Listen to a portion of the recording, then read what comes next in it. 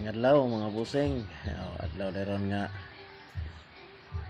Biyernes sa 5 sa Disyembre mga boss. Wala man ta ni sudan kay murag naglain puning panahon kung amo pud ni siya bagyo. So naata dire sa ato balay sa bukid, nagkalingaw lang ta dinhi og digamo og sudan kay nagsaben pud ta anig hawan-hawan aning salin pag kini sa niaging bagyo nya kay gutoman. So ato ni siya itak-an ang kaha mga boss. Ato ni siya gisalumayon ng lamas para luto ning ato sudan nga gitrabaho kakaon na padayon ta.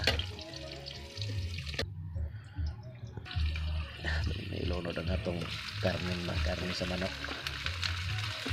Pero ini dayon anig mo siko na ni siya. Ato ni siya ibalhin sa kaldero karon ato masabwag tubig ni ato padayon ang butangan og ato ang sagulan og kabayas mga boss.